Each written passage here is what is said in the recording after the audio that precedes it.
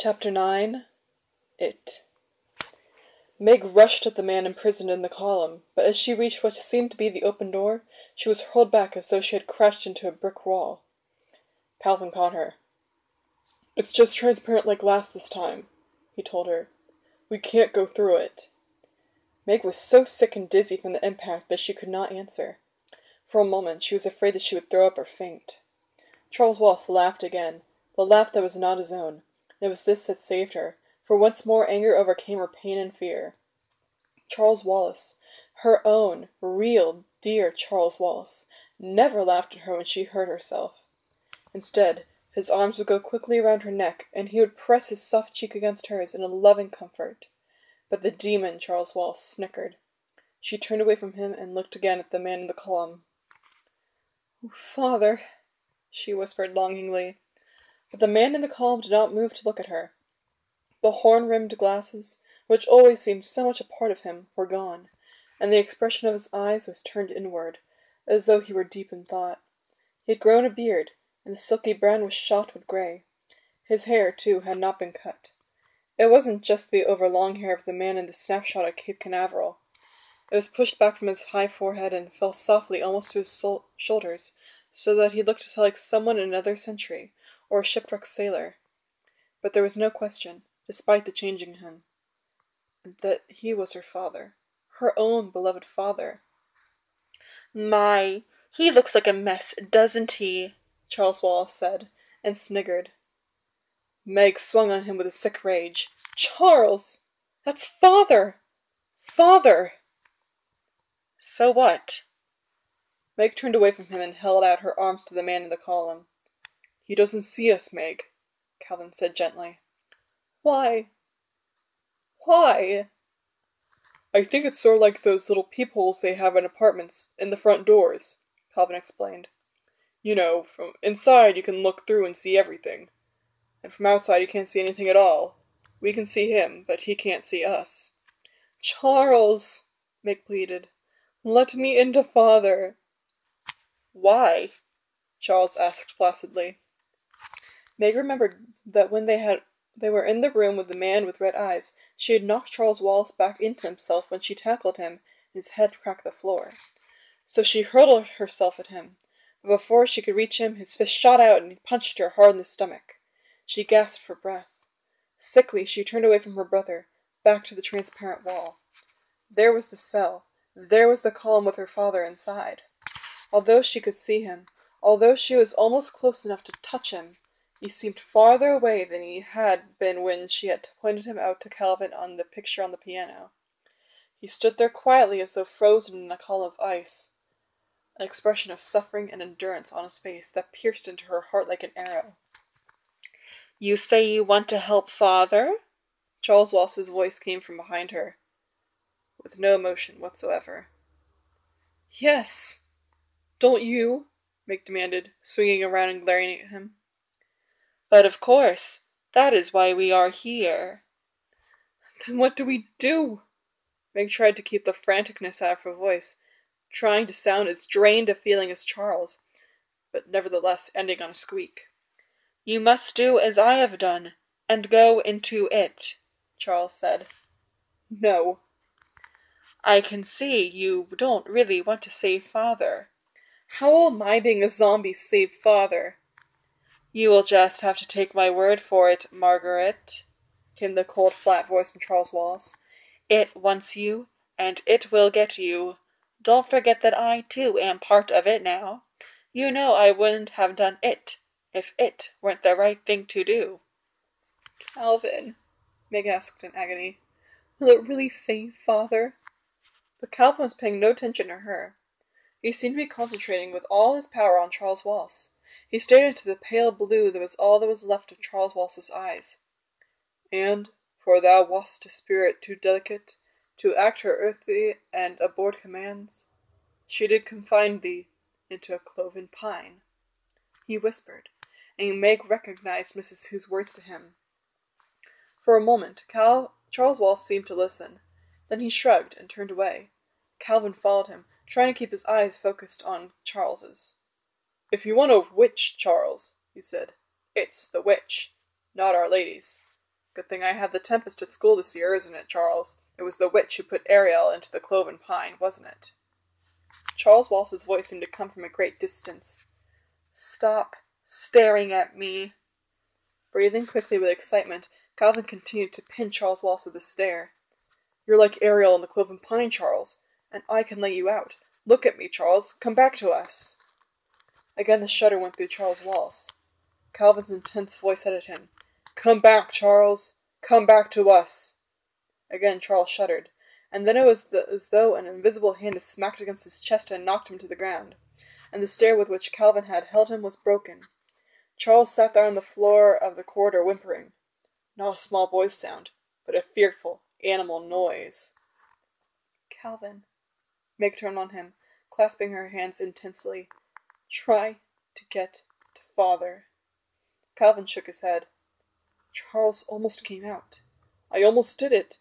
He almost came back to us. Try Father, Meg said again. How? Your cloven pine thing. Isn't Father imprisoned in a cloven pine even more than Charles? Look at him, in that column there. Get him out, Calvin. Calvin spoke in an exhausted way. Meg, I don't know what to do. I don't know how to get in. Meg, they're asking too much of us. Mrs. Hu's spectacles, Meg said suddenly. Mrs. Hu had told her to use them only as a last resort, and surely that was now. She reached into her pocket and the spectacles were there, cool and light and comforting. With trembling fingers she pulled them out. Give me those spectacles! Charles Walsh's voice came in a harsh command, and he scrambled up off the floor and ran at her. She barely had enough time to snatch off her own glasses and put on Mrs. Hu's, and as it was, one earpiece dropped down her cheek, and they barely stayed on her nose.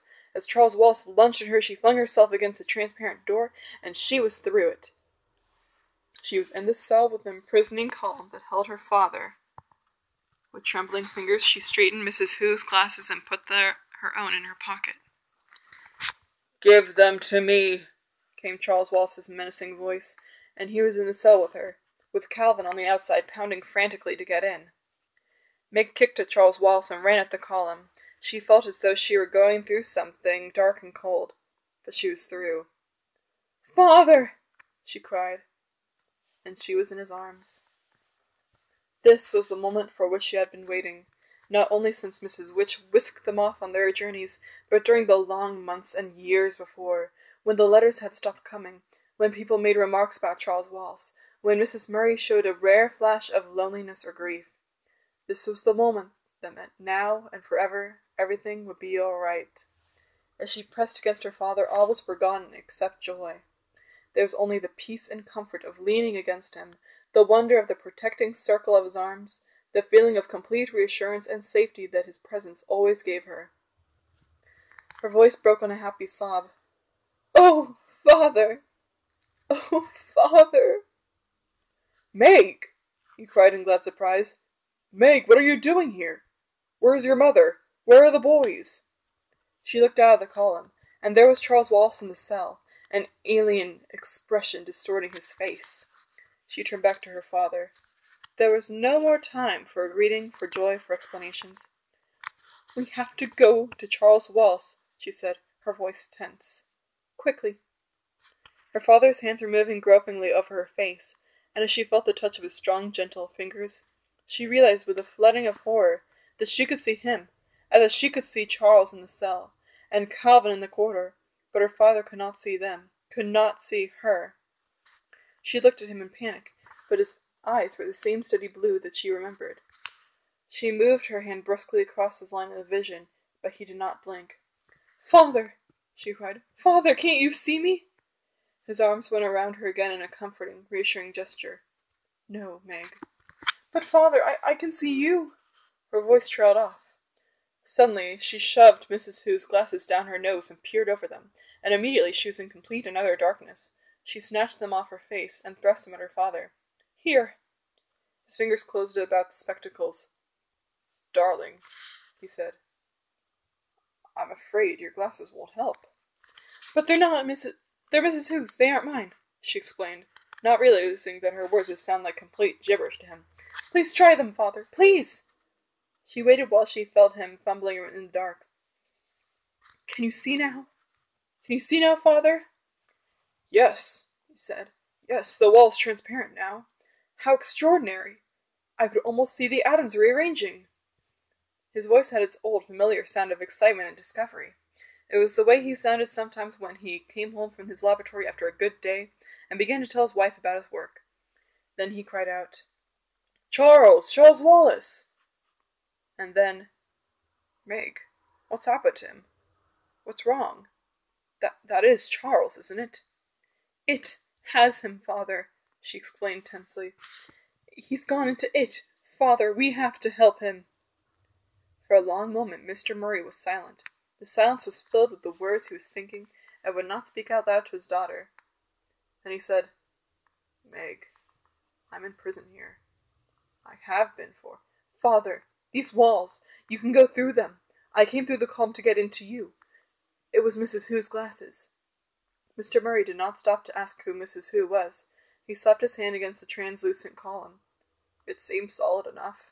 But I got in, Meg repeated. I'm here. Maybe the glasses help the atoms rearrange. Try it, Father.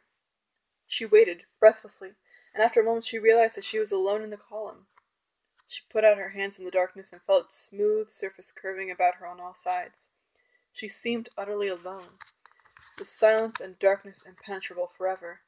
She fought down panic until she heard her father's voice coming to her very, very faintly. I'm coming in for you, Meg. It was almost a tangible feeling as the atoms of the strange material seemed to let him through to her. In their beach house at Cape Canaveral there had been a curtain between dining and living room made of long strands of rice. It looked like a solid curtain, but you could walk right through it. At first Meg had flinched each time she came up to the curtain, but gradually she got used to it, and would go running right through, leaving the long strands of rice swinging behind her. Perhaps the atoms of these walls were arranged in somewhat the same fashion. Put your arms around my neck, Meg, Mr. Murray said. Hold on to me tightly. Close your eyes and don't be afraid. He picked her up and she wrapped her long legs around his waist and clung to his neck. With Mrs. Hu's spectacles on, she had only felt a faint darkness and coldness as she moved through the column. Without the glasses, she felt the same awful clamminess she had felt when they tested through the outer darkness of Camazotz. Whatever the black thing was to which Camazotz had submitted, it was within as well as without the planet. For a moment it seemed that the chill darkness would tear her from her father's arms. She tried to scream, but within that icy horror no sound was possible. Her father's arms tightened about her, and she clung to his neck in a stranglehold. But she was no longer lost in panic. She knew that if her father could not get her through the wall, he would stay with her rather than leave her. She knew that she was safe as long as she was in his arms. Then they were outside. The column rose up in the middle of the room, crystal clear and empty. Meg blinked at the blurred figures of Charles and her father, and wondered why they did not clear. Then she grabbed her own glasses out of her pocket and put them on, and her myopic eyes were able to focus. Charles Wallace was tapping one foot impatiently against the floor. It is not pleased, he said. It is not pleased at all. Mr. Murray released Meg and knelt in front of the little boy. Charles. His voice was tender. Charles Wallace. What do you want? I'm your father, Charles. Look at me. The pale blue eyes seemed to focus on Mr. Murray's face. Hi, Pop, came an insolent voice. That isn't Charles, Meg cried. Oh, Father, Charles isn't like that. It has him. Yes, Mr. Murray sounded tired. I see. He held his arms out. Charles, come here. Father will make it all right, Meg thought. Everything will be all right now. Charles did not move towards the outstretched arms. He stood a few feet away from his father, and he did not look at him. Look at me, Mr. Murray commanded. No! Mr. Murray's voice became harsh. When you speak to me, you will say no, Father, or no, sir. Pfft, come off it, Pop, came the cold voice from Charles Wallace. Charles Wallace, who, outside Camazotz, had been strange, had been different, but never rude. You're not the boss around here. They could see Calvin pounding again on the glass wall. Calvin! She called. He can't hear you, Charles said. He made a horrible face at Calvin, then he thumbed his nose. Who's Calvin? Mr. Murray asked. He's... Meg started, but Charles Wallace cut her short. You'll have to defer your explanations. Let's go. Go where? To it. No, Mr. Murray said. You can't take Meg there. Oh, can't I? No, you cannot. You're my son, Charles, and I'm afraid you will have to do as I say. But he isn't Charles, Meg cried in anguish. Why didn't her father understand? Charles is nothing like that, father. You know he's nothing like that. He was only a baby when I left, Mr. Murray said heavily. Father, it's it talking through Charles. It isn't Charles. He's bewitched. Fairy tales again, Charles said. You know it, father? Meg asked. Yes. Have you seen it? Yes, Meg. Again his voice sounded exhausted. Yes, I have. He turned to Charles. You know she wouldn't be able to hold out. Exactly, Charles said. Father, you can't talk to him as though he were Charles. Ask Calvin. Calvin will tell you. Come along, Charles Wallace said. You must go. He held up his hand carelessly and walked out of the cell, and there was nothing for Meg and Mr. Murray to do but to follow. As they stepped into the corridor, Meg caught at her father's sleeve. Calvin, here's father. Calvin turned anxiously towards them. His freckles and his hair stood out brilliantly against his white face. Make your introductions later, Charles Wallace said. It does not like to be kept waiting. He walked down the corridor, his gait seemingly to get more jerky with each step. The others followed, walking rapidly to keep up. Does your father know about the Mrs. W's? Calvin asked Meg. There hasn't been time for anything. Everything's awful. Despair settled like a stone in the pit of Meg's stomach. She had been so certain that the moment she had found her father, everything would be all right. Everything would be settled. All the problems would be taken out of her hands. She would no longer be responsible for anything. And instead of this happy and expected outcome, they seemed to be encountering all kinds of new troubles. He doesn't understand about Charles, she whispered to Calvin, looking unhappily at her father's back as he walked behind the little boy. Where are we going? Calvin asked. To it, Calvin. I don't want to go. I can't. She stopped, but Charles continued his jerky pace. We can't leave Charles, Calvin said. They wouldn't like it. Who wouldn't? Mrs. Whatsit and company. But they betrayed us. They brought us here to this terrible place and abandoned us. Calvin looked at her in surprise. You sit down and give up if you like, he said. I'm sticking with Charles. He ran to keep up with Charles Wallace and Mr. Murray. I didn't mean, Meg started, and pounded after them. Just as she caught up with them, Charles Wallace stopped and raised his hand, and there was the elevator again, its yellow light sinister. Meg felt her stomach jerk as the swift descent began. They were silent until emotion stopped, silent as they followed Charles Wallace through the long corridors and out into the street. The Central Intelligence Building loomed up, stark and angular, behind them. Do something, Meg implored her father silently. Do something. Help. Save us. They turned a corner, and at the end of the street was a strange, dome-like building. Its walls glowed with a flicker of violet flame. Its silvery roof pulsed with ominous light. The light was neither warm nor cold, but it seemed to reach out and touch them. This, Meg was sure, must be where it was waiting for them. They moved down the street, more slowly now, and as they came closer to the domed building, the violet flickering seemed to reach out, to envelop them, to suck them in. They were inside.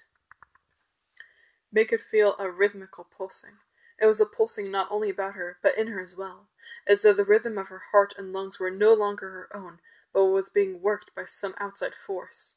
The closest she had come to the feeling before was when she had been practicing artificial respiration with Girl Scouts, and the leader, an immensely powerful woman, had been working on Meg, intoning, "Out goes the bad air, in comes the good," while her heavy hands pressed, released. Meg gasped, trying to breathe at her own normal rate, but the inexorable beat within and without continued. For a moment she could neither move nor look around to see what was happening to the others. She simply had to stand there, trying to balance herself into the artificial rhythm of her heart and lungs. Her eyes seemed to swim in a sea of red. Then things began to clear, and she could breathe without gasping like a beach fish, and she could look about the great circular domed building. It was completely empty except for the pulse, which seemed a tangible thing, and a round dais exactly in the center. On the dais lay... what? Meg couldn't tell, yet she knew that it was from this that the rhythm came. She stepped forward tentatively. She felt that she was beyond fear now. Charles Walsh was no longer Charles Walsh. Her father had been found, but he was not making everything all right. Instead, everything was worse than ever, and her adored father was bearded and thin and white and not omnipotent after all.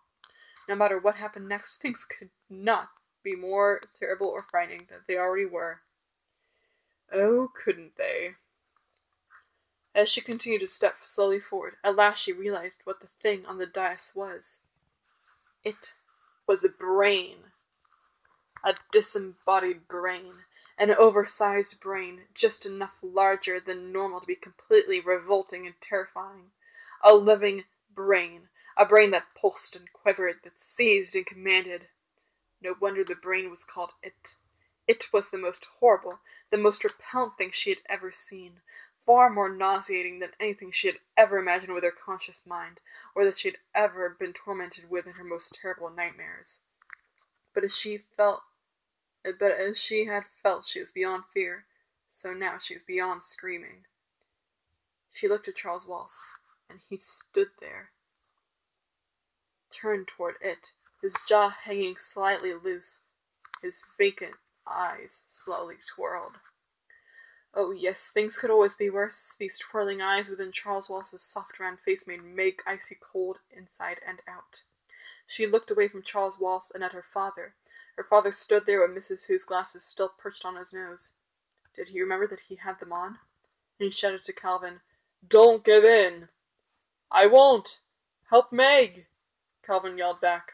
It was absolutely silent within the dome, and yet Meg realized that the only way to speak was to shout with all the power possible.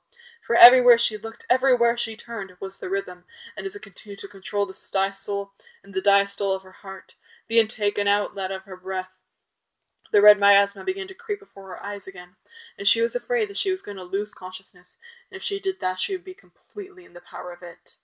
Mrs. Whatsit had said, "Meg, I give you your faults." What were her greatest faults? Anger, impatience, stubbornness? Yes, it was her faults that she turned to save her now. With an immense effort she tried to breathe against the rhythm of It, but its power was too strong. Each time she managed to take a breath out of rhythm, an iron hand seemed to squeeze her heart and lungs. And she remembered that when they had been standing before the man with red eyes, and the man with red eyes had been intoning the multiplication table with them, Charles Walsh had fought against his power by shouting out nursery rhymes, and Calvin by the Gettysburg Address. "Georgie, porgy, pudding, and pie!" she yelled. "Kissed the girls and made them cry!" That was no good. It was too easy for nursery rhymes to fall into the rhythm of It. She didn't know the Gettysburg Address. How did the Declaration of Independence begin? She had memorized it only that winter, not because she was required to at school, but simply because she liked it. "We hold these truths to be self-evident," she shouted, "that all men are created equal, that they are endowed by their Creator with certain unalienable rights, that among these are life, liberty, and the pursuit of happiness." She cried out the words she felt a mind moving in on her own, felt It seizing, squeezing her brain. Then she realized that Charles Walsh was speaking, or being spoken through by It. "But that's exactly what we have on Camazotz. Complete equality. Everybody exactly alike." For a moment her brain reeled with confusion. Then came a moment of blazing truth. "No," she cried triumphantly. "Like and equal are not the same thing at all." "Good girl, Meg," her father shouted at her. But Charles Walsh continued as though there had been no interruption. "In Camazotz all are equal. In Camazotz everybody is the same as everybody else." But he gave her no argument, provided no answer, and she held on to her moment of revelation. Like and equal are two entirely different things. But for the moment she had escaped from it. But how? She knew that her own puny little brain was no match for this great, bodiless, pulsing, writhing mass on the round dais. She shuddered as she looked at it. In the lab at home there was a human brain presumed in formaldehyde, and the seniors preparing for college had to take one out and look at it and study it. Meg had felt that when that day came she would never be able to endure it, but now she thought that if only she had a dissecting knife she would slash at it, cutting ruthlessly against cerebellum. Words spoke within her, directly this time, not through Charles. "Don't you realize that if you destroy me, you also destroy your little brother?"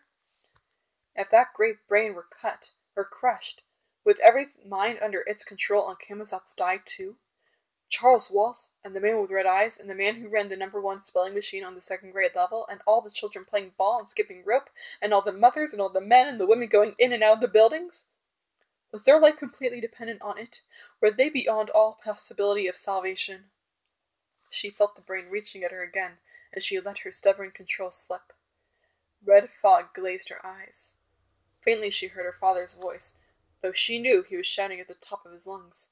"The periodic table of elements, Meg, say it!" A picture flashed into her mind of winter evenings spent sitting before the open fire and studying with her father. "Hydrogen, helium," she started obediently.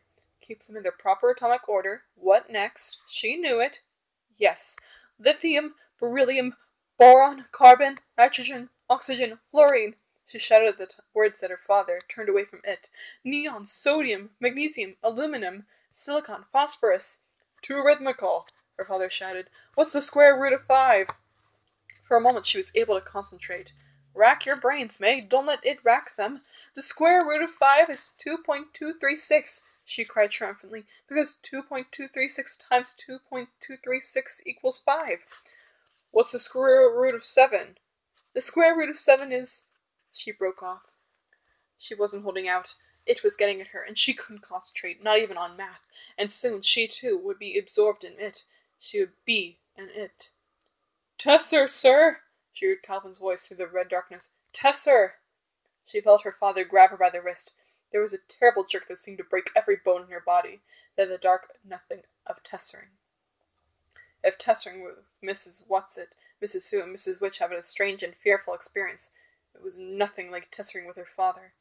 After all, Mrs. Witch was experienced in it, and Mr. Murray, how did he know anything about it at all?